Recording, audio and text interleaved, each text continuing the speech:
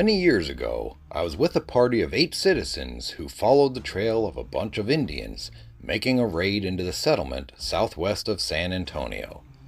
About 10 o'clock one morning, we overtook the Indians as they were crossing the bed of a small, dry stream, but in which there was a pool or lake of water, and here the Indians stopped to let their horses drink.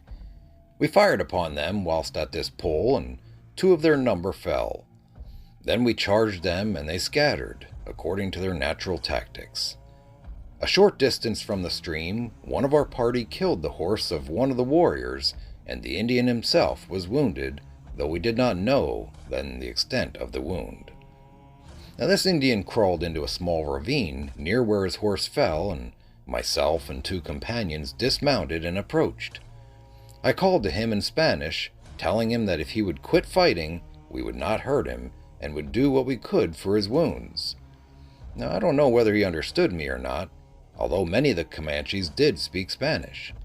He made no reply, but as we approached him, arrows from his bow whizzed by us at a frequent interval. He was down on his back, propped against the side of the small ravine or gully, and we could see that he sprung his bow by placing it over his right foot and adjusting the arrow with his left hand. We were near enough to see that he was bleeding from several wounds, but he apparently had no idea of giving up the fight. Finally, one of my companions made a good Indian of him by shooting him in the head. When he was dead, we examined the body and found that his right arm and left leg were broken and that he was shot through the spine. We camped that night at that pool after returning from a fruitless pursuit of the rest of the party, and we hollowed a shallow grave with our hatchets and butcher knives, and we laid that dauntless son of the forest to rest without scalping him, and piled a large quantity of rocks over his lonely grave. A San Antonio resident.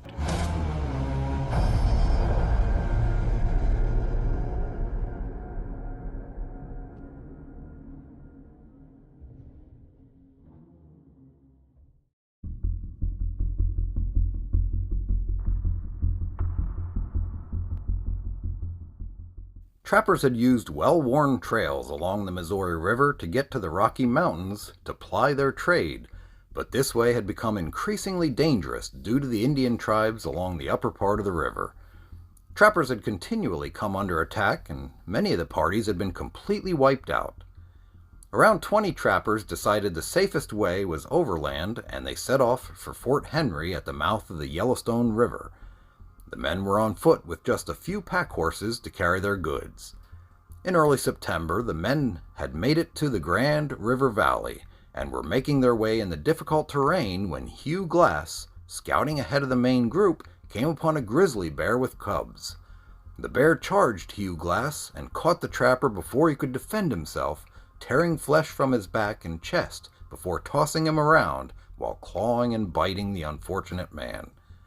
The screams of Glass had hastened his comrades to him, and they arrived as the bear was sitting on top of her victim. She was shot a number of times before she let go of Glass and eventually died. Glass's comrades, looking at his horrific injuries, concluded that he wouldn't last the night, and set about trying to make the injured man more comfortable as he took his last breath. The next day, however, to everyone's surprise, Glass was still alive. The group decided that it was best to keep moving as hostile Indians were in the area, and they were sure to come across the small expedition, so they made a litter and took the badly wounded man with them. The rough terrain, combined with carrying the litter, proved too difficult. The slow progress was dangerous as they were easy targets for the hostile Indians. So it was decided that Glass should be left to die in peace, and 2 volunteers were asked to stay with the dying man and bury him when the time came. For this dangerous task, the 2 volunteers were paid an extra $80 bonus. The main body of men were now able to move quickly and leave the insecure area, safe in the knowledge that he would be given a Christian burial. One of the men who stayed with Glass was experienced woodsman John Fitzgerald, and a young 19-year-old named James Bridger, who was on his first expedition.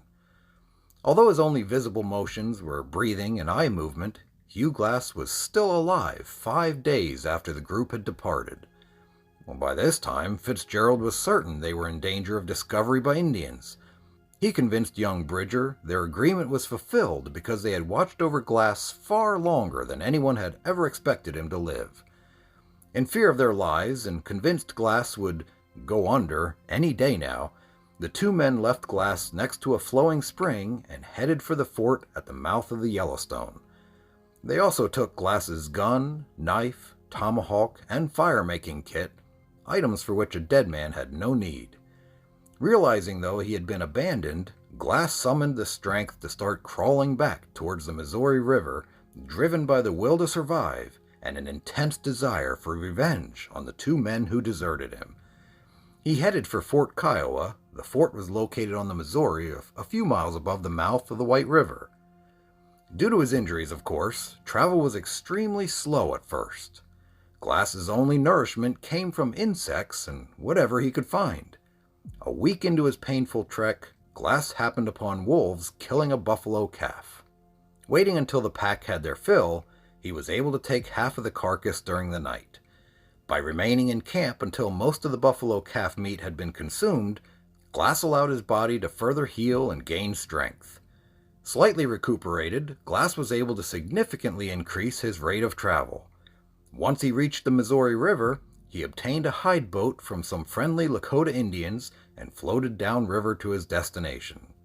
By mid-October of 1823, Hugh Glass limped into Fort Kiowa, having covered over 250 miles.